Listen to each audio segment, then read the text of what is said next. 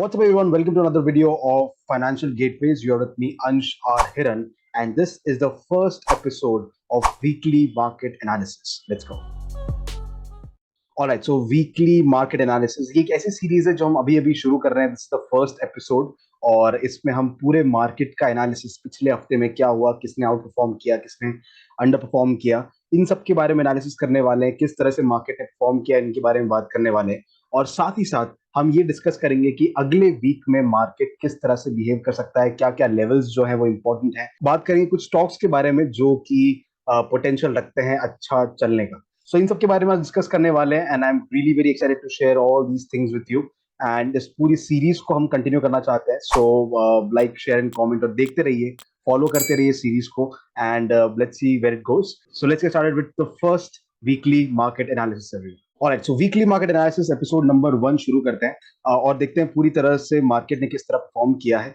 सो अगर market performance के बारे में देखें तो निफ्टी 50 जो है 1983 पे ओपन होके 19310 पे स्लाइटली नेगेटिव पॉइंट पे क्लोज हुआ है. साथ ही अगर बैंक निफ्टी की बात करें तो वो भी ऑलमोस्ट 1% के नेगेटिव मूवमेंट दिखाकर क्लोज हुआ है. अगर मिड कैप्स की बात करें तो भी मिड कैप एक्चुअली फ्लैट था ऑलमोस्ट, और एक तरह से हल्का सा पॉजिटिव रह के इसने क्लोज किया है. इंडिया विक्स जो है, क्योंकि मार्केट गिर रहा है तो मार्केट में वॉल्टिलिटी भी बढ़ रही है, सो इंडिया विक्स जो है वो 11.52 से 12 की रेंज में आ चुका है. हमने विक्स की बात ऑलरेडी अपने एक वीडियो में कर रखी थी कि which is the healthy level of India VIX and now it is getting into the healthy levels. So that's about the market performance. चलिए बात करते हैं अलग अलग सेक्टर्स ने किस तरह से परफॉर्म किया.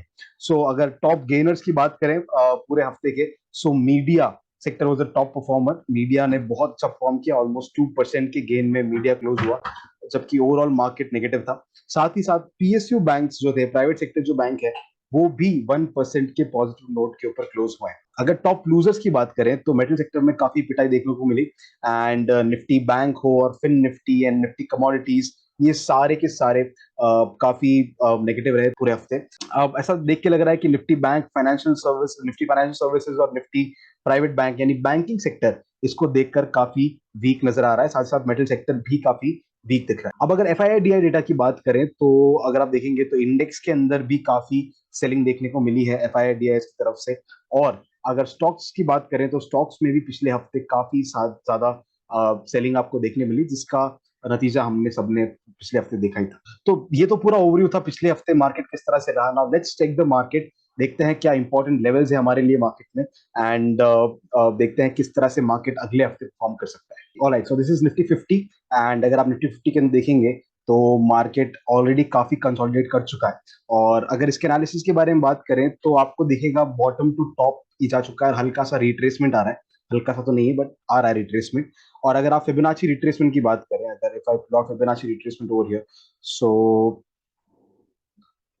अगर आप ध्यान देंगे सो ऊपर से नीचे तक ये जब आया है तो it is taking continuous support on 0.23 and 23% के ऊपर ये बार बार सपोर्ट ले रहा है. इसने लास्ट वीक भी लिया था, इस वीक भी लिया है और पॉसिबिलिटी है कि अगले वीक भी ये इसके ऊपर सपोर्ट लेगा. और ये लेवल बन रहा है 19,275 के आसपास.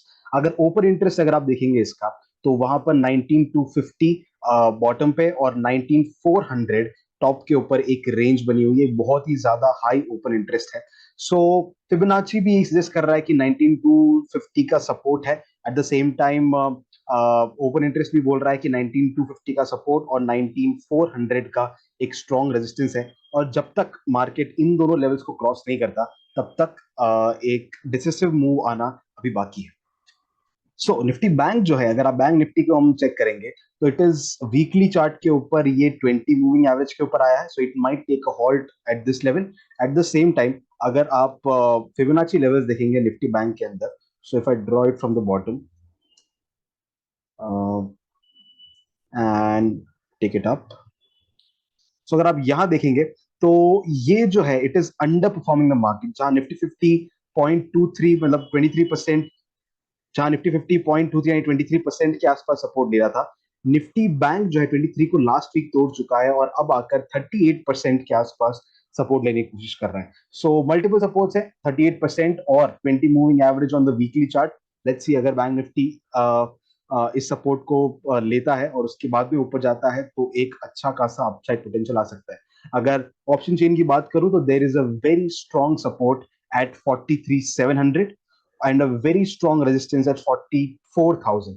अगर बैंक निफ्टी 43,700 के लेवल को तोड़ता है तो बहुत ही नीचे एक लेवल बनता है जहां तक जा सकता है, और अगर 44,000 के लेवल को ब्रेक करके ऊपर जाता है तो एक अच्छा खासा अप ट्रेंड हमें देखने को मिल सकता है। सो ये तो हो गई निफ्टी बैंक निफ्टी की बात। अब कुछ स्टॉक्स को देख लेते हैं। We have selected few stocks for you and देखते हैं उनमें किस तरह का परफॉर्मेंस आ रहा है। So the first stock that we have for you is Axis bank.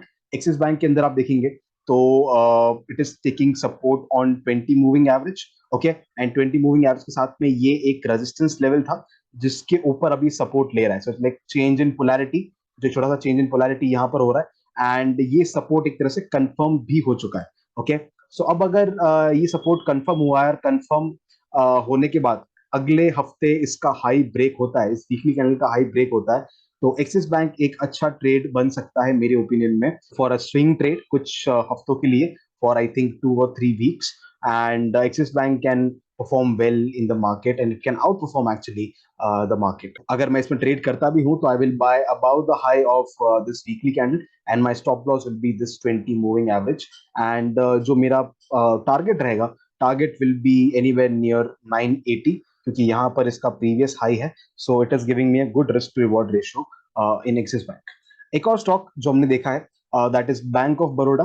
Okay, bank of Baroda में भी सेम स्टोरी रिपीट हो रही है। It is like taking support on 20 moving average on the weekly chart, and अगर आप देखेंगे सो it is taking, it's like change in polarity happening again. जहां पर ये रेजिस्टेंस की लाइन थी, वहां ये जो रेजिस्टेंस बना हुआ था वहां पर अभी सपोर्ट लेकर ऊपर जाने की कोशिश कर रहा है। It's a good thing. At the same time अगर आप डेली चार्ट के अंदर देखेंगे so we have already seen like decent up move in the last 2 days, और ये लोअर बैंड, बॉलिंजर बैंड के जो लोअर बैंड है वहां पर भी आकर सपोर्ट ले चुका है। तो it is giving us good signals. अगर ये प्रीवियस ये जो इस वीक का हाई ब्रेक करता है तो we will take a trade इसी वीक के लो के स्टॉप लॉस के साथ में, एंड ऊपर जो है ऑलमोस्ट 200-205 का टारगेट, हमारा जो अपर बैंड का टारगेट है वो लेके हम चलेंगे। This is giving us a good risk reward ratio. Another stock for you guys is DLF. Same story, 20 moving average के यहाँ पर इसका सपोर्ट है, एंड अगले हफ्ते अगर जैसे हमको डेली के अंदर भी दिख रहा है कि डेली में भी लोअर बैंड के ऊपर ये सपोर्ट ले रहा है, अगले हफ्ते अगर इस वीक का हाई ब्रेक होता है और तो हम ट्रेड डेफिनेटली ले सकते हैं इसमें, and the target will be the upper band which is almost 515, and 20 moving average will be our stop loss. Next stock for you is Maruti Suzuki. जैसा कि आप देख रहे हैं कि वापस 20 मूविंग एवरेज के ऊपर वीकली के ऊपर सपोर्ट लिया है, सपोर्ट कंफर्म भी हुआ है। सो और अगर आप सेम स्टोरी यहाँ भी देखेंगे डेली चार्ट के ऊपर, सो डेली के अंदर इसने लोअर बैंड से अब सपोर्ट लेना शुरू कर दिया है। सो अगर इस कैंडल का, इस करंट वीक कैंडल का हाई ब्रेक होता है, I will take trade on Maruti Suzuki with the low of this candle as the stop loss and almost 39,850 as my target, जो कि आसानी से अचीवेबल है। Alright, another stock in our radar is Dixon Technologies. अगर आप इसको देखेंगे तो ये pure price action based trade है। अच्छा खासा एक अपसाइड मूवमेंट आया था, एंड उसके बाद में अभी ये स्टॉक कंसोलिडेट कर रहा है, एक तरह से एक ट्रायंगल पैटर्न फॉर्म कर रहा है, एक पेनेंट पैटर्न फॉर्म कर रहा है। तो अगर इसका ब्रेकआउट मिलता है, एंड बिकॉज आरएसआई जो मोमेंटम इंडिकेटर है वो भी स्ट्रॉन्ग इसको दिखा रहा है, टेकिंग सपोर्ट ऑन 60। सो अगर इसका ब्रेकआउट होता है एंड ये ग्रीन कैंडल का हाई क्रॉस होता है, we will take trade in Dixon Technologies with a target of 4,950, and this is like very achievable, and low of this candle as the stop loss. And the last stock that we have for you is NTPC. अगर आप देखेंगे तो एक flag pattern बन रहा है, price action based trade है, and जब ऊपर गया तो वॉल्यूम वाज ग्रेट, एंड अब जब कंसोलिडेट कर रहा है सो वॉल्यूम थोड़ा कम हुए जा रहा है। So it is taking support on RSI 60, and बाकी अच्छा खासा मोमेंटम है स्टॉक में। सो अगर यहाँ पर 60 का सपोर्ट कंफर्म होता है, ग्रीन कैंडल बनती है, तो उस ग्रीन कैंडल के हाई के ऊपर I would buy NTPC, and stop loss will be the low of this candle, and target देखते हैं लगभग इतना ही, from 220 to 213, मतलब 10 पॉइंट्स का टारगेट हम ऊपर की तरफ एक्सपेक्ट कर रहे हैं from the buying level. So that's all from my side on this first episode of Weekly Market Update. जो भी ट्रेड्स हमने यहाँ देखे हैं वो हम अगले वीक इसका रिव्यू करेंगे, किस तरह से चला, कौन सा नहीं चला. And all these are swing trades, so it will take around 1 to 2 to 3 weeks इनको चलने में. एंड आप बताइए इस चैनल पे आप हमारे साथ और क्या क्या देखना चाहते हैं. हमने 2 सीरीज ऑलरेडी शुरू कर दी है. First one is your learning series, जहां पर हम फ्यूचर्स एंड ऑप्शन की एक बेसिक सीरीज लेके आ रहे हैं. सेकंड इज दिस वन, जहां पर हम एक वीकली मार्केट का एनालिसिस करेंगे और इस तरह से कुछ अच्छे स्टॉक्स आपके लिए लेके आएंगे. और आप बताइए आप क्या और नया कुछ हमसे सीखना चाहते हैं. And we'll try to get those things for you as well. So let me know what you think about this series and share this video with your friends. मैं मिलता हूँ आपसे अगले हफ्ते in the new weekly market update. Till then, keep learning and keep waiting. All the best.